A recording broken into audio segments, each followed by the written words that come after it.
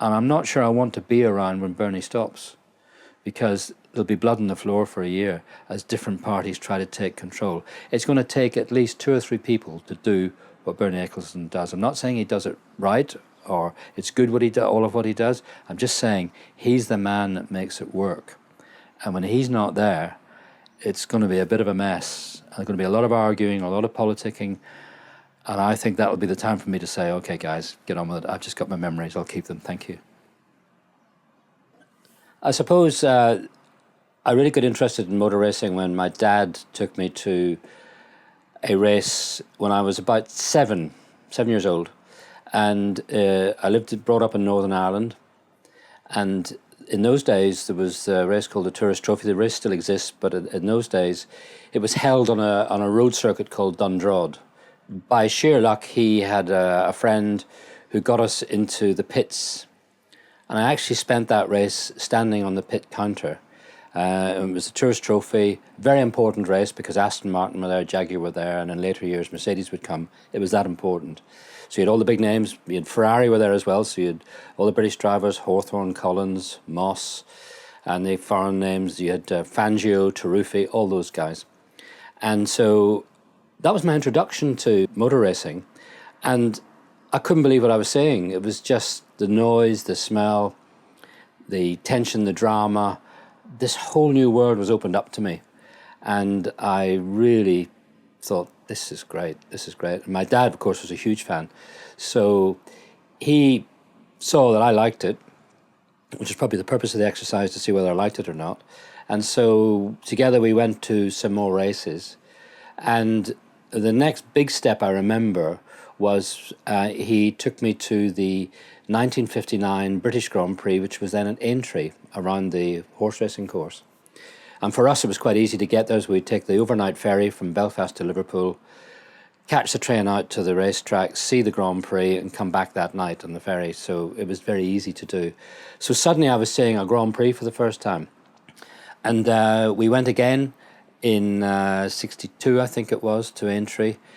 And then by then I was in my late teens, and my mates and I, we piled into a Volkswagen Beetle, 4 of us, and we drove from Northern Ireland to Brands Hatch for the 1966 British Grand Prix.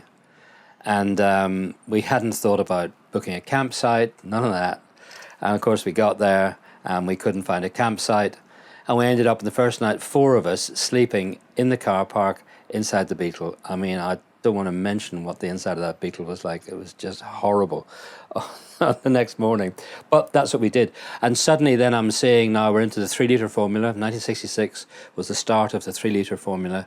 And Grand Prix racing really is getting big now. And so was Jackie Stewart and the BRM. There was the Brabhams. There was Jim Clark on the Lotus. And the whole thing was just getting bigger and bigger in my mind, that this really was quite something.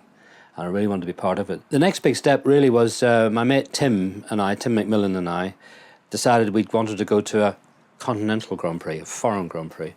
So we booked with Page and Moy, and we did a 14-day trip, which when you think about it now, it involved going from Victoria Coach Station to Germany, and we saw the 1,000 Ks at the Nürburgring, round of the World Sports Car Championship in 1968. All the big names there, Porsche, Ford, the lot. And then on we went from there down to Monte Carlo for the Monaco Grand Prix in 1968. And we stayed in a hotel close by the circuit. And that was just one of the most magical experiences you could ever wish for. And by sheer luck, the hotel we were in, the McLaren team were staying in it, because in those days there wasn't a paddock as we know it now.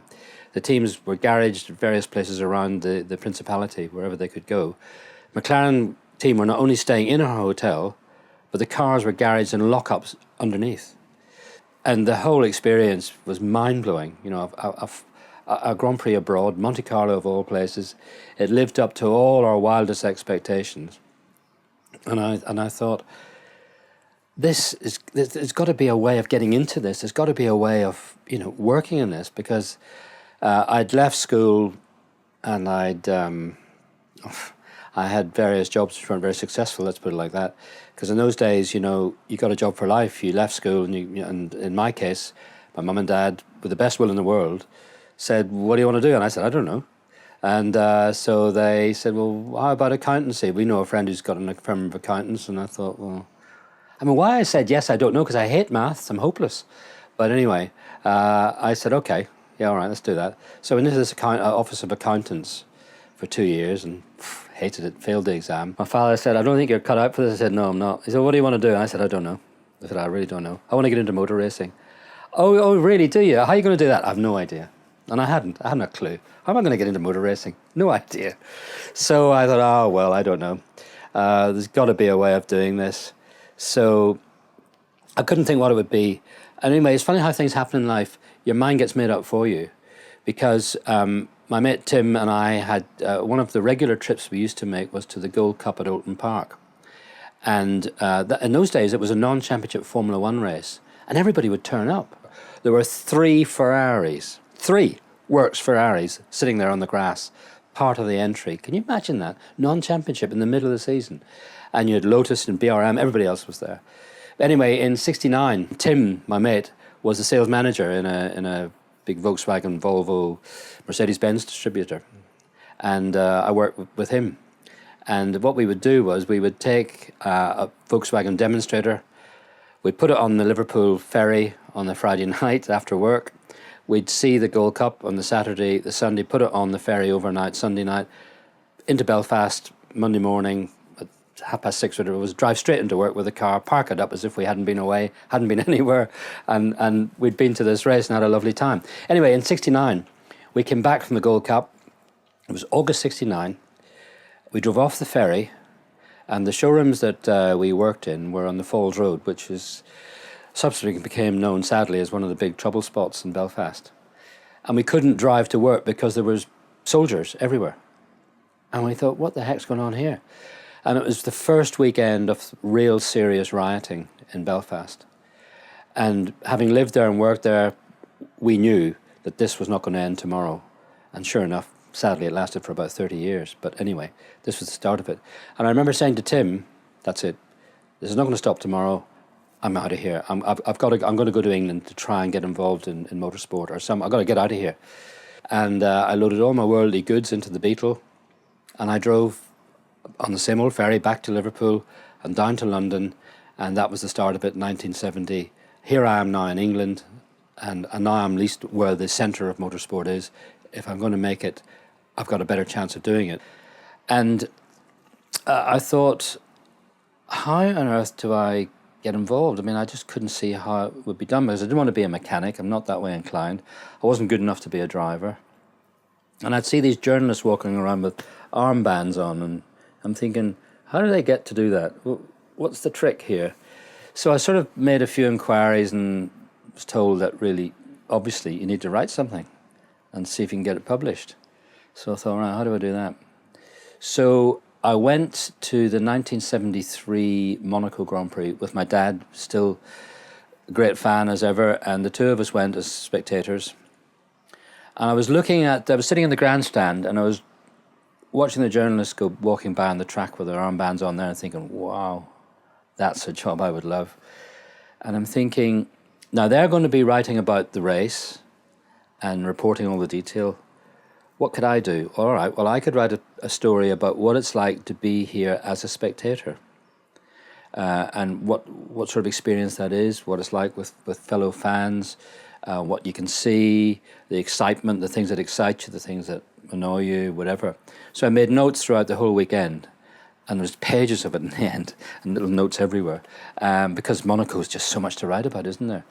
And came home, gathered all my notes together, sort of wrote out longhand a piece about being at Monaco from a spectator's point of view. I sent it to all the magazines, you name them, Motorsport, Autosport, and there was a magazine called Competition Car, which was a monthly, which had been going for about a year.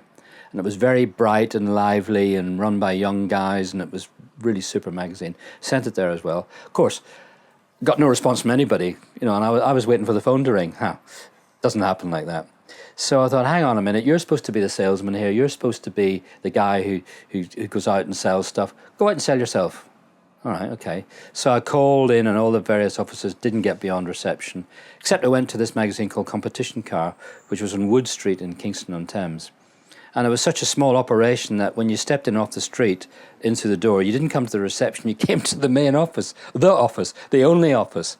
And there was a little guy standing there with a leather coat, smoking a cigarette. And and the editor of the magazine was a guy called Nigel Roebuck. And I said, can I speak to Nigel Roebuck? And he said, it's me. I said, oh, hello, my name's Hamilton. Oh, he said, yeah, we're going to publish. Yeah, we got it, we're going to publish it. Well, hallelujah, he did. And bless him, and suddenly I had a foot halfway in the door. So I wrote to the RAC Motorsport Association and said, I'm a journalist, I want to become a journalist. I discovered that if I try to get in anywhere at a Grand Prix abroad, they need to see a credential from my home authority, which is you. Can you give me one? And they said, no, because you're not a journalist. I said, I know, but I want to become a journalist. How do I become a journalist if I can't have a pass from you to get in to write about it? And they said, sorry, you've got to find a way of doing it. So I thought, oh, what do I do now? So I'm in Victoria Station. I've been somewhere, I don't know where I've been. And I've got off the train in Victoria Station, and on the main concourse, so you get these temporary little exhibitions, don't you? And at the time, we're talking here early 70s, security then wasn't what it is now. And in those days, the security passes that everybody has now, were new. They were a fairly new phenomenon. And there was this company selling security for your business, selling these little credit card size things. And I was looking at it, and the bloke was there. It must have been a Wednesday afternoon. It was quite quiet. And he said, can I help you? And I said, yeah, I think you could actually. And he was probably thinking, bit of business here. He said, security, but one of these? I said, yeah. He said, how many employees do you have? Who would it be? How many would it be for? I said, one. And he said, what? I said, yeah, one, for me. And he said, sorry, I don't get it. Why do you need a security pass for your own firm? And I said, what I want you to do is I'd like you to make me something that looks like a press pass. And he said, what? And I explained what I wanted. I said, I want something that looks official when I go to Grand Prix abroad to talk my way in. And he liked the idea of it, and he said, all right, let's see what we can do. Okay, come on then, let's have a go. So this was the end product at the end. 50 pence that cost me to have that done. And I'm not kidding you when I say it took a lot of talking, but I talked my way in to a pass at the Monaco Grand Prix, an armband, after a couple of hours, go away, come back, go away, come back. And he said, oh, all right. And I had some cuttings from stuff from motorsport, and I got past. And that got me, and of course it would never work today, obviously. But in those days, it did. And it got me into the German Grand Prix as well, and various others, with a bit of chat. But I still wasn't quite in. And along the way, part of the game is who you know, isn't it? And along the way, I met a guy called Ian Young. Now, Ian Young was archetypal freelance New Zealander, come over, been a friend of Bruce McLaren, been Bruce McLaren's secretary, an original director at the start of McLaren Racing in 1963, then gone off to be a freelance journalist, had a weekly column on Autocar, hugely respected around the world, and a very affable guy.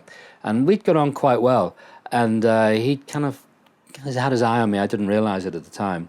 And I was sort of turning up at these races, and he had sort of said to me, I was at the Nürburgring. I turned up at the Nürburgring, and in 1976, that's right, 1976, the terrible weekend that Nicky Lauda had his accident, and I had talked my way into the paddock again. I've got a paddock pass, and Ian said to me, if I organised for you to go around the Nürburgring with Jackie Stewart in a BMW, could you write about it? I said, write about it, of course. So I got into this BMW with Jackie Stewart and a couple of other journalists in the back, and Jackie took us around. He'd retired, obviously, at that point, and was just showing us all around the circuit, which was just mind-blowing. To meet Jackie Stewart and to go around the Nürburgring Nordschleife with him was just something else. So I got out of the car, totally awestruck, but loads of thoughts in my head, and sat down and immediately wrote this piece about going around the ring with Jackie. Gave it to Ian. He rejigged the intro a little bit. He said it's not sharp enough. And then he sent it out to all the magazines that he had his monthly column was syndicated to 8 magazines worldwide. I mean, that's how well respected he was and how widely known he was. And he sent my piece to them, which was really good of him. And I think 3 or 4 of them published it. And now we're talking. Now we're on our way. Okay, this is another of those moments when you've got to decide, what am I going to do? So I came back, I phoned Ian Young, and I said, can we meet? And on New Year's Eve, 76, 77, at the Effingham Golf Club, at the bar, over a lager, we shook hands, and I joined him as his legman, as assistant, which was the best move I ever made. Believe it or not, in March 1977, 3 months into my association with Ian, I'm at the South African Grand Prix at Kyalami with a proper press pass because he's written, I'm his assistant, and I'm on my way. And suddenly I've gone from the bottom, I'm right in at the top level, being introduced by the best man in the place to everybody, so I'm being accepted, and suddenly I'm at the races, and I'm getting work, and it's all starting to happen, and I'm writing stuff. And one of the first jobs we had, Ian got a contract to write the James Hunt magazine. Now, James was the reigning world champion in 77, and to the best of my knowledge, it was the first fanzine of its kind, the James Hunt magazine, and Ian had the contract to write it, which he gave to me. I actually had to do all the legwork and the writing for the magazine. But it got me involved, it got me to meet James. And the next thing I needed really was, it was all very well being at the races and being with Ian and meeting all the right people. But publishers and people like that didn't really know you or didn't really recognize you unless you had a handle to your name. And in 1978, at the end of 78, 2 things happened. One was the Autocourse Annual were looking for a new editor, and I got the job, which was a huge thing to have, wonderful job to have. And secondly, a guy called Eric Dimmock, who'd been the motorsport correspondent for The Guardian for 12 years, wanted to move on and do other things. And Eric said, they'll be looking for somebody, are you up for it? And I said, yeah, absolutely. But I said, I've got no newspaper experience at all, no training. I mean, I had no formal training whatsoever as a journalist, none.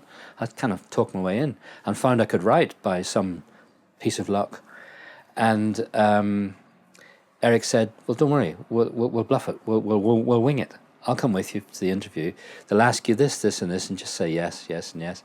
And one of the questions the sports editor of The Guardian asked me was, have you had any experience writing for newspapers? And I said, yeah.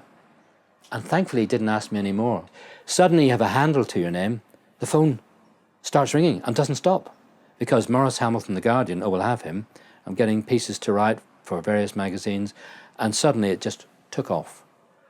The comparison between working in a Formula One paddock when I started in the late 70s and now is extreme. There's just, in fact, there is no comparison. They are so different, it's not true. For example, in 1978, 79, motorhomes, there were very few and far between. The teams would be available. You'd be able to see the drivers, you'd see the mechanics, you'd see the team principals. And where it differs today, the most noticeable thing as a journalist is that if you want to interview, let's say, Sebastian Vettel today, you would go to Red Bull and you would email them. You'd email the press officer and say, I want to interview Sebastian Vettel. This is what it's for. And can I do it at whatever Grand Prix? And you get a reply, yes or no. If it was yes, he will see you at 4:20 on Thursday afternoon at the Red Bull Energy Station. You go at 4:20 on Thursday afternoon, and there he'd be. And you'd get your 10 minutes. Way back when, there would be no press officers, there was no PR, it was unheard of, there was no such thing. So you'd see the driver walking into the paddock, he didn't even have a manager probably, and you'd say, hi, if it was the equivalent of Sebastian Vettel, let's say James Hunt, James, I need to do an interview with you for so-and-so. Okay, can you come after practice? So you'd go after practice, and he'd forget, or he wouldn't be there, or he'd be doing something else, or he'd be off with some woman back down in the hotel. Oh, I'm sorry, yeah, I'm sorry, we were supposed to meet. Can you come tomorrow morning? You go tomorrow morning. Listen, I'm sorry, I've got to go and do something with Texaco. How about after practice? And it was possible to go through the entire weekend and not get your story, not get your interview. But when you got it, the difference again was that he would be sitting there and you'd be chatting. There would be no public relations person around hovering over his shoulder, and you would be getting the story. Whereas today, when you have your 10 minutes, you sit opposite Sebastian Vettel, and I'm not just picking Red Bull, all the teams are the same, and the press officer would put their tape recorder on the table alongside yours. And the driver then knows that everything he says is being picked up. And they're doing it because they don't want you to misquote the driver. I understand that. The downside is that the driver then will not say anything off the record, whereas in the old days, way back when, if you got to know the driver well, he would trust you. And you would say, listen, can you tell me what's actually happening? And he'd say, look, off the record, this is what's going on. So you wouldn't write that, but you would have the knowledge of not to write something wrong. You would then know where you were coming from. You would be filled in the detail. And or the driver might say, look, I can't tell you this. Can you write this? This is what's happening. But it didn't come from me. Got it? You could get a scoop, an old-fashioned scoop in a journalistic way of saying it. Now you don't get the chance to do that. The team members, the mechanics don't like to talk to you. They feel they're always looking over their shoulder in case the team principal sees them talking to you. What are you talking to him for? Don't talk to him. You must do it through the media relations person. So that doesn't happen anymore. So you don't have that interaction. And now the information through the media relations people, while it sounds wonderful that they're issuing information, everybody's got it now. So you're just being spoon-fed, if you like. And it's very rare that you'll see a website or a magazine or a newspaper have something that nobody else has got. The old-fashioned scoop just doesn't happen anymore. With the social networks now, of course, information's out instantly. And whereas before it would take a long time to get out. So now you have to, the way you work, I don't work for a newspaper anymore, and I'm glad I'm not, in a way, because I don't know what I would do. Because I see my colleagues who write for newspapers, and they can't enjoy it anymore because they're 24/7. The websites are running all the time. They're getting calls at dinner. This is just broken. What do you think about this? And it may be nothing at all, but they have to go and respond to it. A lot of them are having to have room service, stay in the rooms because there's something going on all the time, because they've got to respond to every little thing, every little blog that may come up from somewhere, every little tweet that a sports desk sees. These guys have got to respond to it. And I think, goodness, I'm not doing that. I just couldn't stand it. So it's changed night and day. There's been good sides and bad sides to the influence of Bernie Ecclestone. The good sides definitely are that the whole game has been lifted onto a new professional level entirely. I mean, when you walk into the paddock now and look at it, people are gobsmacked by what they see, by the way it's been done. I think personally it's a little bit over the top, but that's my view. But what you've got compared to what we had is huge, because it used to be a real hit and miss exercise. I mean, I remember going to the British Grand Prix around about 1980-81, and it said there was a notice on the press room board saying the Ensign team will not be taking part in practice day because they're stuck in traffic coming down from, can you imagine? Bernie got it onto a level where he promised the teams that there would be X number of, promised the organisers there would be X number of teams there. A practice would start at 10 o'clock. They would all be present and correct. And that's exactly the way it's been. When I went to my very first Grand Prix abroad, as it were, in Monaco in 1968, we went there not knowing who we were going to see, not knowing whether Ferrari were going to turn up. And they didn't, as it turned out. They never came. But we went not knowing. We didn't know what time practice was going to start because nobody knew. That people were hanging around in the pits, 2 o'clock, 2:30. That car came out at 2:55 or something like that and went round. Well, now it's very regimented, almost too regimented in a way. The thing that saddens me is, and I was very lucky in that when I was coming through as a fan, journalist, the fans could still get in to see the drivers. If you paid a little bit extra for a paddock pass, you could get in. My autograph book up until 1977, when I started as a journalist, was full of drivers' autographs. I felt I couldn't ask when I was a journalist; it would be a bit much. But you could get at the drivers, you could see them, you could talk to them, and you could get an autograph. Now they can't even get to a fence to see through the fence. And I think this isolation policy which Bernie loves. I don't like it. I mean, okay, they have driver autograph sessions occasionally, but it's not the same thing. The drivers are encouraged to hide away at times, and the drivers themselves have changed in the way they go about their business, and indeed in the way they are themselves and the way they have to be. I remember I did some work with the Tyrrell team in '77 and '78. Patrick Depailler was their driver in '77 and '78, and Patrick smoked Chitan, wasn't fit, because he was very, very wiry, but to the best of my knowledge didn't go training. Ronnie Peterson never went training.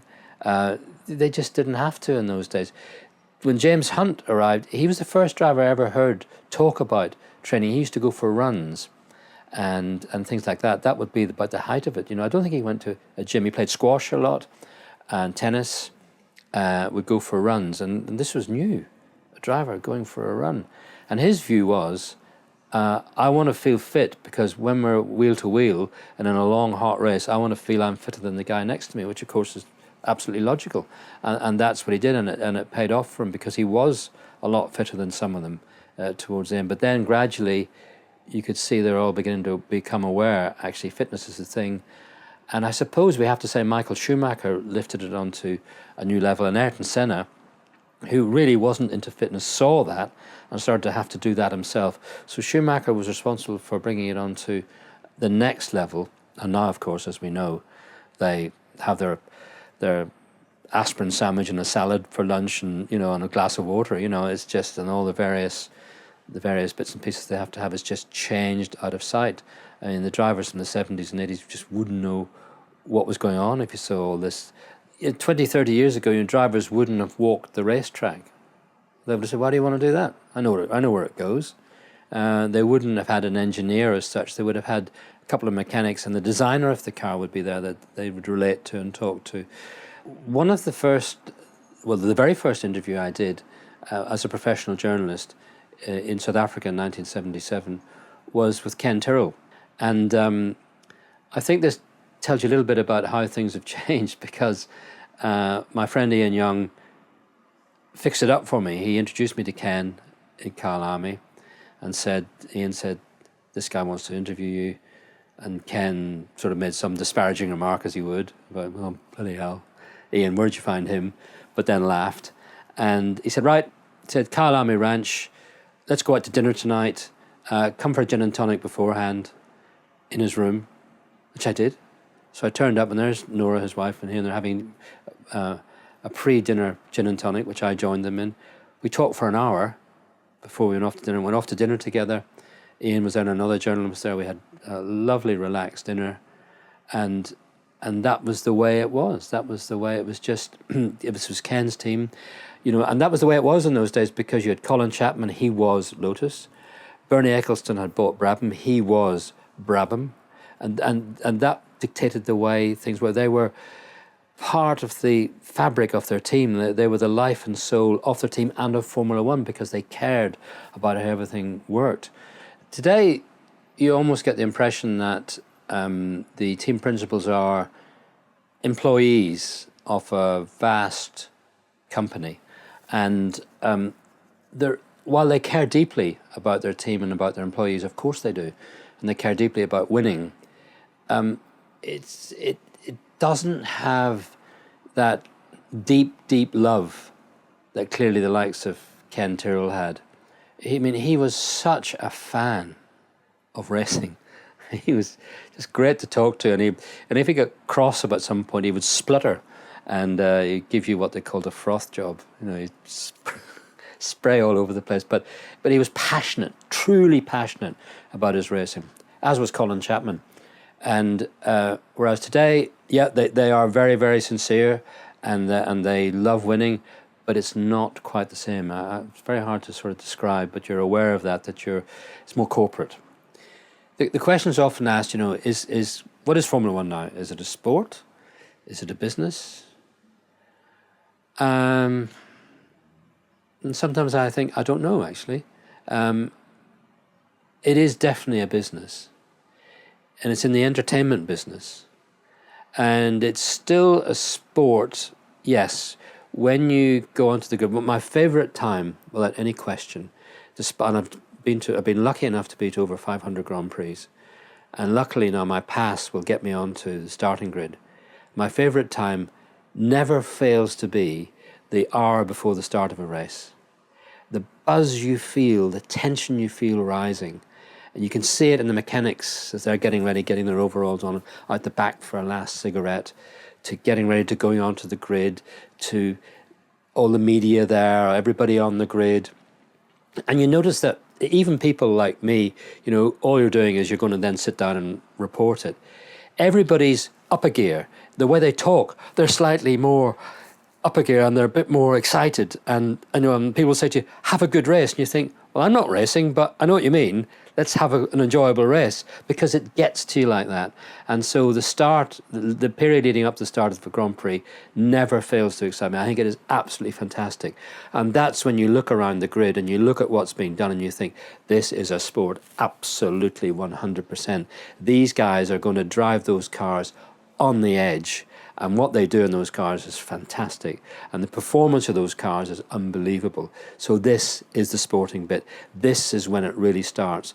The rest, there's a lot of bullshit, a lot going on, a lot of politicking, and a lot of, you got to hear them say the right thing. But when you get down to it, when the racing actually starts, and when you see some of the moves that some of those drivers pull, you go, whoa, that's what it's all about. So it's definitely a sport, but it's got a business attached to it. And sometimes the business away from the track tends to dominate too much, and as I've said, I think it dominates to the exclusion of the spectators too much and the fans, and I don't think that's a good thing. I think it's very important for people inside Formula One to remember that it's a very sensual sport, in that people, when they go for the first time, they're blown away by the noise, they're blown away by the speed into the corner, they're blown away by the smells you get, rubber, oil, all the rest of it, and the ground and the vibration you get in your chest when a car goes by if you're fairly close. And it's easy to forget that, because television, sadly, I think, does Formula One no favours, because it dumbs down this impression of speed. And sometimes even the onboard doesn't quite do it, because it looks too easy, doesn't it? You're not getting the impression of the G-forces that the driver's getting. So, people like me need to remember that, because we tend to get a bit blasé, and certainly I think that is a fault that can be levelled at a lot of the people at the top of Formula One who are doing it day and daily. They're in this bubble, in this Formula One paddock, in this bubble, and they're not seeing what's going on out there. And you forget that there are people out there who are paying a lot of money to come into Grand Prix racing, to watch it, and they're turned on by it totally, by the noise, by the speed. We tend to forget that, because we tend to be, certainly in the media, we're stuck in a media centre now, in a room. And at Silverstone, there's no windows. You don't see anything. All you see is a TV picture, which you'd see at home. I mean, terrible, awful, completely without atmosphere, and completely not in touch with what's going on in the world out there. And as fans are absorbing much more of it than you are, you're getting fed facts and so on, but they're getting the raw feeling of it by the trackside. And I think that people inside Formula One have forgotten that. They're missing that.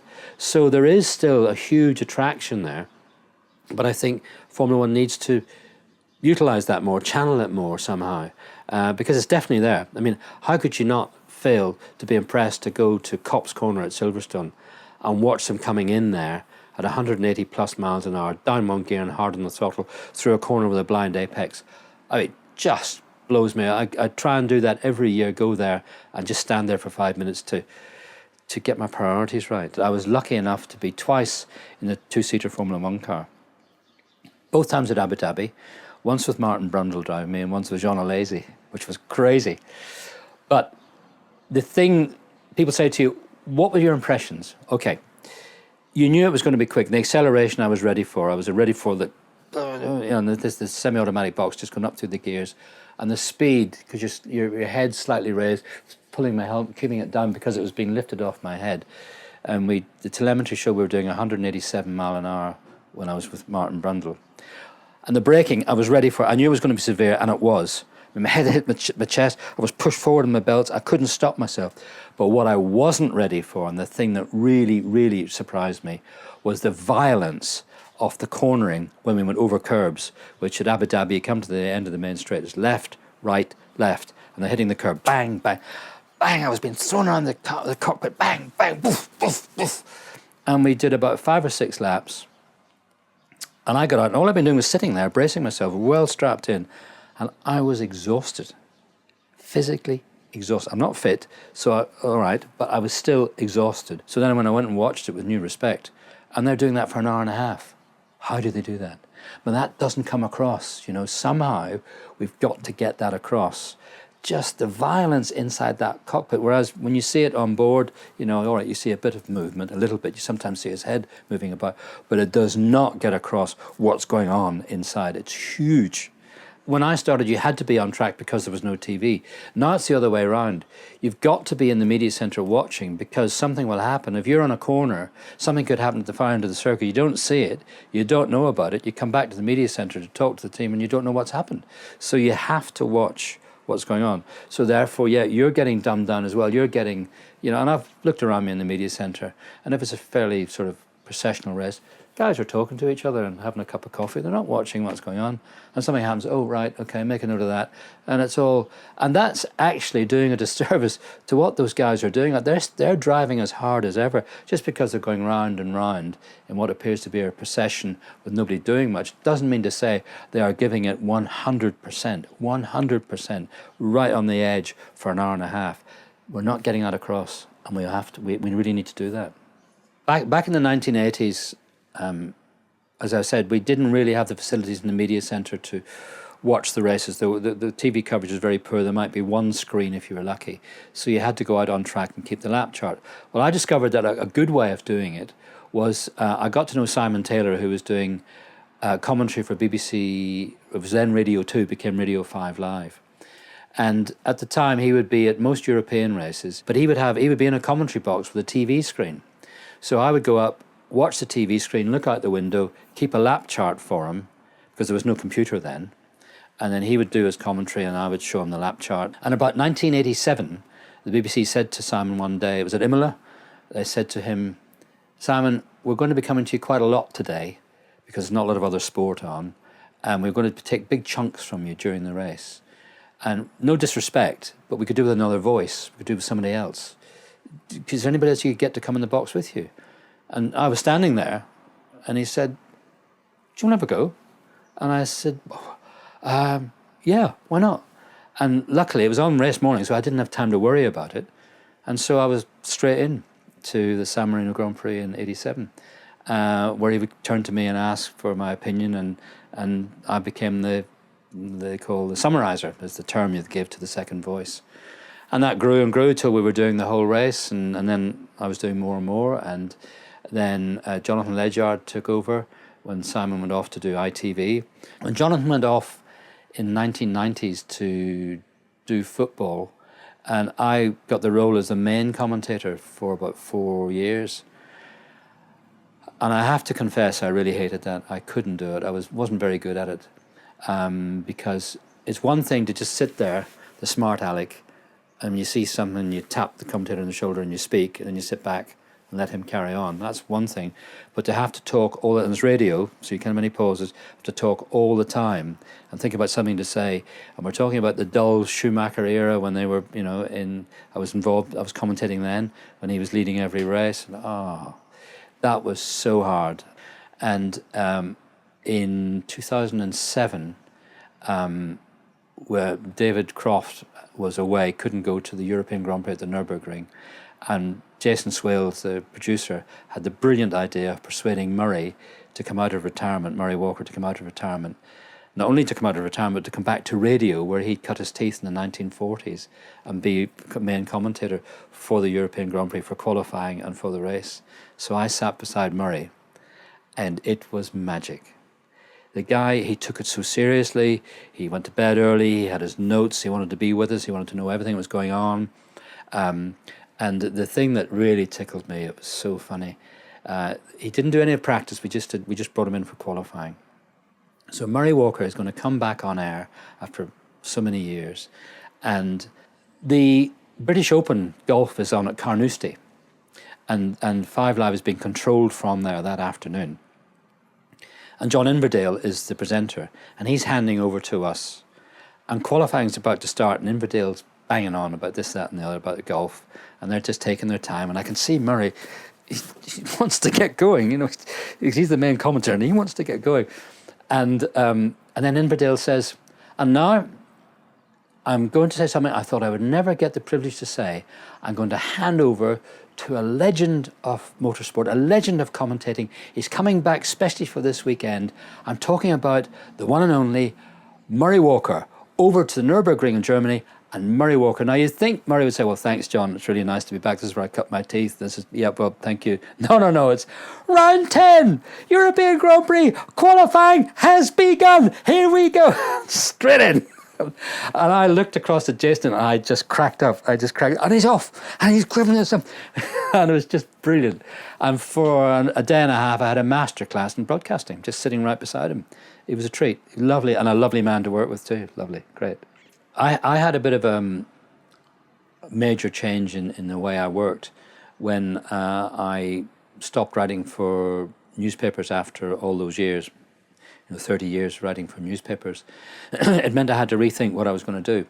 And of course, going hand in hand with that was the arrival of the internet and the websites and Twitter and blogging, which actually I've taken to. I mean, I love doing blogs because what I've discovered is that one of the good things about having been around a long time is you've got lots of memories, lots of anecdotes, which you don't think much about because they happen and that's life and you move on, and so nothing special about them. But when you get on a bit and you start to look back on them, which they were part and parcel of your life, they happened, but you're then telling younger people about them and you realise that they didn't know any of that, that it's all new to them, that they go, oh, is that what it was like? Yeah, that's what it was like. And although you feel like a bit of an old ancient, it actually is interesting then to remember those days and remember those things and to recall anecdotes. And so I do that with a lot of the blogs that I do blogs for ESPN, Formula One, and various other places. And one thing that came up a couple of years ago was, F1 Racing magazine came up with the idea. Between us, we kind of kicked around some ideas, and they, without wishing to be rude, said, you've been around a long time, you must know a lot of people. Why don't you do interviews with people of a certain age? And I thought, all right, we'll give that a go and see what happens. So the first one I did was with Eddie Jordan, which may or may not have been a mistake, because typical Eddie, he arrived late. The restaurant that he chose wasn't open on the day for lunch, but the owner very kindly laid on a mock lunch for us that looked like we were having lunch in London, near where Eddie lived. Eddie was great because I've known him a long time, typical Eddie. But that worked. And then we moved from there to Patrick Head and to various others. And what I discovered was that it really did work, because whereas at the time they were a driver or a team owner or designer and I was a journalist, and so you were working on a professional basis where you didn't say a lot. Now, they're retired or stopped or still doing it, and this is in the past 20, 30 years ago, and we chat. And they are willing to tell you things which they wouldn't have told you, or they'll say something and you'll say, that reminds me, I meant to ask you, do you remember so-and-so and so? And they go, oh yeah, do you remember that? And I say, yeah, what happened? Because I'm able to remember these things and remind them, and they go, oh, right, yeah. And I absolutely love doing it because it's bringing back happy memories, some sad, but mainly happy memories, funny stories, and stories that are indicating what life was like then compared to now, and how things have changed. And you suddenly realize that you're tapping into an enormous wealth of information that was part of your routine, but now is part of history and is just waiting to be told. So as my partner Vivian says, you've got it made. She says you're having lunch with an old mate, a magazine's paying for it. What more? What else is there to like? Not to like about that? So it's brilliant. And then of course that leads on to when I'm writing books. Again, I'm able to employ a lot of the information I have in my head and a lot of the archives that I've got stored, dig into that. I know where to find stuff. I know where to find passages from books or quotes or press releases I've got, and reread those. And you reread them and you go, wow, look at that. Imagine this is what they said then, or what the circumstances were like then. So there's all of that. So yeah, doing books and writing blogs, it's I can think of much harder ways to earn a living.